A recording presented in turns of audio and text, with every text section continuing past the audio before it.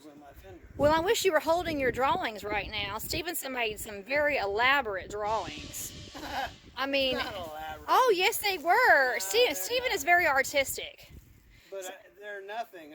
All they are is just little lines. This line is 12 inches, and this line is 31 inches. This line must go, has a 2-inch drop, so you got to have so much clearance on top of the fender for it to come down and go back up.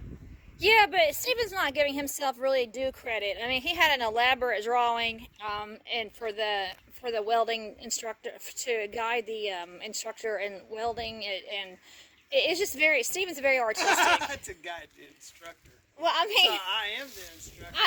So I'm the one that's doing the work. So I'm the guide, the instructor, and the mechanic. Okay, I misspoke, but because I'm tongue twisted. But Steven is very elaborate. You have to do a tongue twister. You got to do. It's a hallucination, a figment of your imagination, unnatural biological function of the human anatomy. And my tongue was twisted, but now it's untwisted. Oh yeah, Steven's very good about that. Woo! Well, anyway, don't let Steven fool you. He's an artist. And sometime we'll have to feature some of his artwork. He's an artist. Speaking, that's funny that you bring up art and and I'm looking at a truck. When I was in the 7th grade, art class had a mural. Everybody had to do paint something on a mural. We turned in our artwork, and my picture went up on this big thing that went across their ceiling, a beam, and I was like, I wonder why they did that. And then he told the whole class that they were going to paint a mural, and he directed them to this wall, and the whole class was painting this mural, and I was like really bummed out. I was like, I don't know why he didn't pick me, and why is my picture way up down that beam? And when he had directed the whole class, he came to me and said, well, now, Mr. Howard, I got a special project for you. You get to paint whatever you like over there at the bus stop.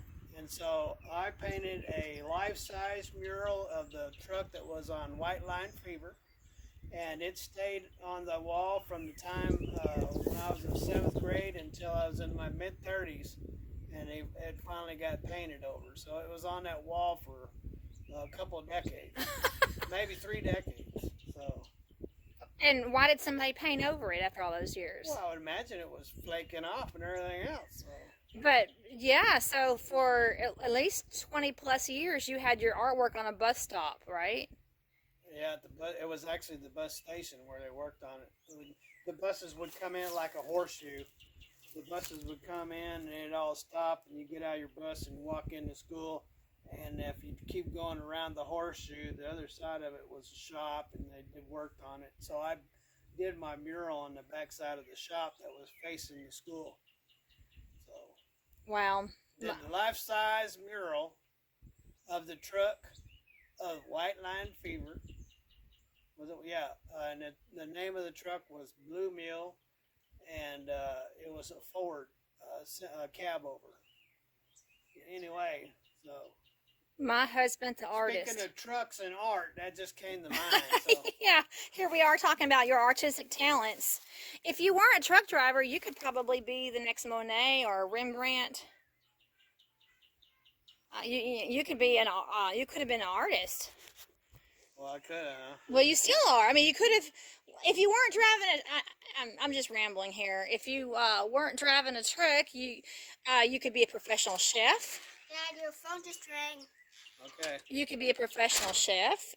You could be an artist. There's all kinds of things you could do. I could be a man. Yeah. Yeah. Steven is very talented, and he's like a Renaissance man. You know what a Renaissance man is, When Steve? I grew up, you were supposed to be able to do anything and everything. I remember when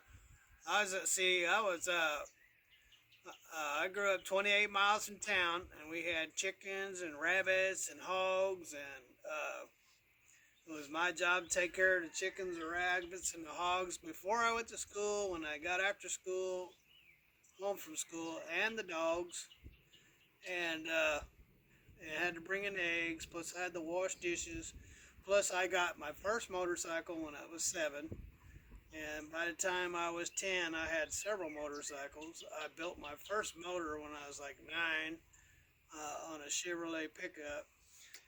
I learned how to drive when I was 9, and I learned how to drive a semi-truck when I was 16. And so, anyway, so when I was a kid, plus I cut wood and ran a log splitter, and and washed dishes, and I took home ec and learned how to bake, and so back when that was in the 60s and the 70s, so uh, now people that are older than me had to do a whole lot more, but my dad was old school, and he made sure that I'd learn how to do anything and everything.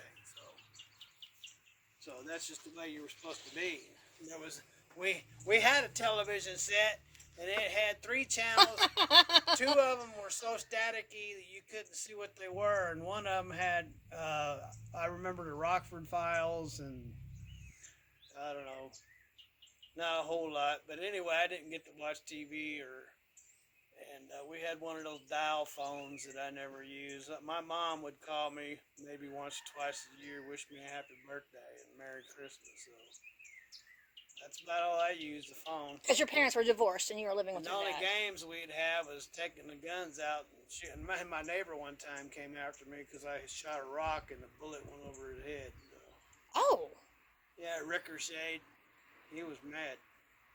Don't you know you nearly shot me? I said, oh, I didn't know that. Wow. But anyway, Wow. that and bow and arrows. So, yeah. It was different back when I was growing up. So. You've said before in the past that kids were always outside playing, always. Yeah, when I was a kid, people were always outside. Nowadays, when you see people outside, you think, what the heck? Is there something burning down or what?